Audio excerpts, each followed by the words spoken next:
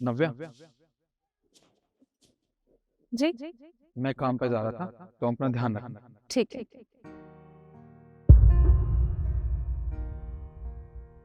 नव्या, देखो तुम्हारे भैया और भाभी आए हैं। अरे भैया भाभी, आप लोग कैसे हैं और यहाँ कैसे आना हुआ? नमस्ते भैया, नमस्ते भाभी। आप रुकिए, मैं आप दोनों के लिए कुर्सी लेके आता हूँ। अरे नहीं नहीं, कोई जरूरत नहीं है कुछ भी लाने की। और वैसे भी मैं अपनी बहन से आखिरी बार मिलने के लिए आया हूँ। और हाँ, मैं इस गरीब खाने में बैठ के अपनी हैसियत नहीं गिराना चाहता। भैया प्लीज, आप मेरे ससुराल में खड़े हैं और आप यहाँ पे आके ऐसी बातें मत कीजिए। अरे और कैसी बात करूं? अरे तूने अपनी पसंद से इस लड़के से शादी की।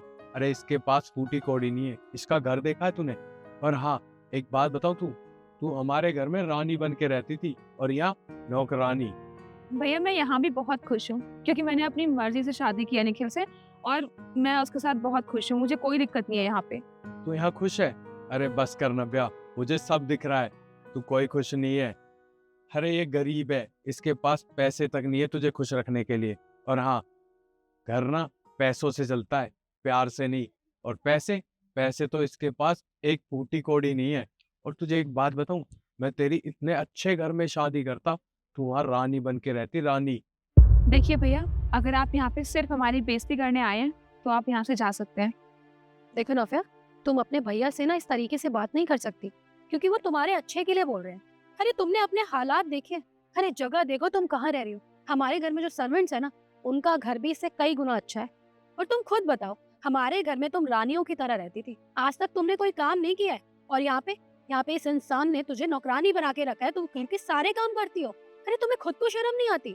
अभी भी तुम्हारे पास मौका है, हमारे साथ चलो, अच्छे घर में शादी करवाएंगे, तुम्हारी लाइफ सेट हो जाएगी। चलो। भाभी आपसे किसने कहा कि मैं यहाँ नौकरों की तरह रहती हूँ? मैं यहाँ भी रानी बन के ही रहती हूँ और अपनी मर्जी से रहती हूँ। और वैसे भी आप लोग जहाँ भी मेरी शादी कराएंगे ना, मैं उससे तो बहुत ज्यादा खुश रहूंगी यहाँ पे। मुझे बात करने का तरीका अच्छे से आता है। और हाँ, एक बात बता दूं तुझे, मैं तो इसलिए आया हूँ ताकि मैं कुछ कपड़े और मिठाइयाँ तुझे दे दूं, क्योंकि मैंने एक नया काम स्टार्ट किया है। भैया कोई जरूरत नहीं है आपके इन गिफ्ट्स की और आपके इस मिठाई के डब्बे की, क्योंकि अगर आप हमारी फैमिली की इज्जत ही नहीं कर सकते हैं तो फिर आपके इस गिफ्ट का क्या करूंगी मैं? जिस दिन आप इज्जत करना सीख जाएंगे दूसरों की ना, उस दिन लेके आइएगा ये सब। ज्यादा बहस करने की ना जरूरत नहीं है। पकड़ो इसे, काम आएंगे तुम्हारे, पकड़ो। चलो लक्ष्य।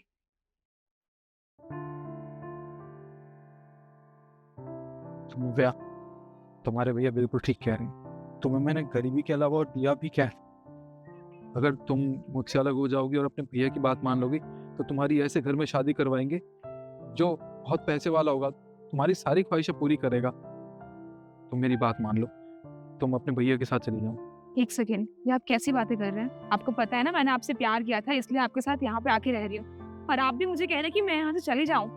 और क्यों? क्योंकि भैया ने ये सब बातें बोल दी। देखिए मुझे आप पे पूरा भरोसा है कि एक न एक दिन हमारे हालात जरूर बदलेंगे, और वैसे भी हर दिन एक समान नहीं होता है। इसका मतलब तुम भी मुझसे उतना ही प्यार करती हो जितना मैं तुम्हें करता हूँ। अच्छा, अब आपको देर हो रही होगी ना, आप जाइए, शाम को बात करते हैं।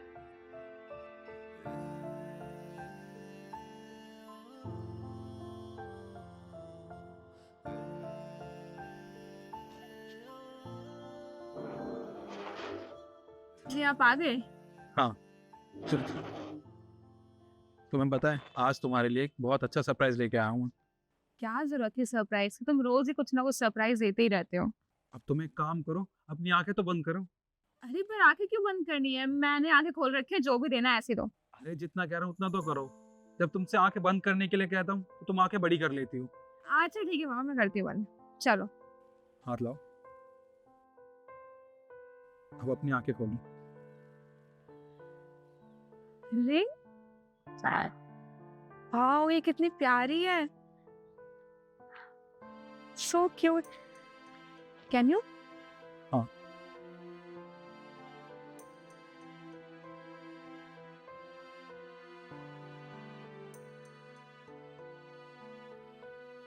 वाओ, कितनी प्यारी लग रही है ना। Thank you so much. ये भी न्यू एडिशन था और मुझे बहुत पसंद था, तुम्हें पसंद आई ना? बहुत ज्यादा।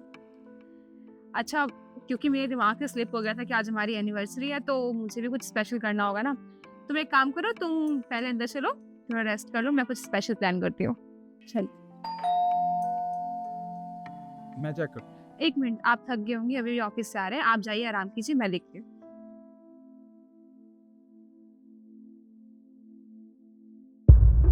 अरे भाभी, आप यहाँ? कैसी हो नव्या तुम? मैं ठीक हूँ, आप कैसी हैं? मैं ठीक हूँ। वो क्या है ना, सबसे पहले तो तुम मुझे माफ़ कर दो। हम लोगों ने तुम्हारे साथ बहुत बुरा बर्ताव किया है, तुम्हें बहुत उल्टा सीधा बोला, तुम्हें बहुत कुछ सुनाया है। प्लीज़ हो सके तो उन सब बातों के लिए हमें माफ़ कर दो। कोई बात नहीं भाभी, आप प्लीज़ मेरे सामने ऐसे हाथ मत जोड़िए, मुझे अच्छा नहीं लगेगा। वैसे आप यहाँ पे अकेले आई हैं, भैया भी आपके साथ नहीं आए, क्या हो गया? आना तो वो भी चाहते थे, पर उनकी इतनी हिम्मत नहीं हुई कि वो तुम्हारे सामने खड़े होकर तुमसे बात कर सके। अरे उन्होंने तुम्हें इतना बुरा भला बोला, कितना कुछ सुनाया, फिर वो कैसे आ सकते थे तुम्हारे पास? पर तुम जानती थी कि उन्होंने नया काम शुरू किया है, उसमें उन्हें काफ़ी ज़्यादा लॉस हुआ है। बस मुझे तुमसे एक मदद की ज़रूरत है, अगर तुम कर सको तो। और मैं जानती हूँ नव्या कि तुम कर सकते हो अपने भाई के लिए। एक बार अपने पति से बात करके वो टेंडर पास करवा दो, उन्हें उसके बारे में सब पता है।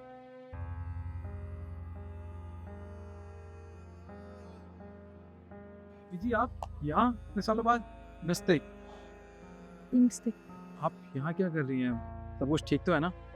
बस सबसे पहले तो आप मुझे माफ़ कर दीजिए, हम लोगों से बहुत बड़ी गलती हुई है, हम लोगों ने आपको बहुत बुरा भला कहा है, प्लीज़ हो सके तो माफ़ कर दीजिए।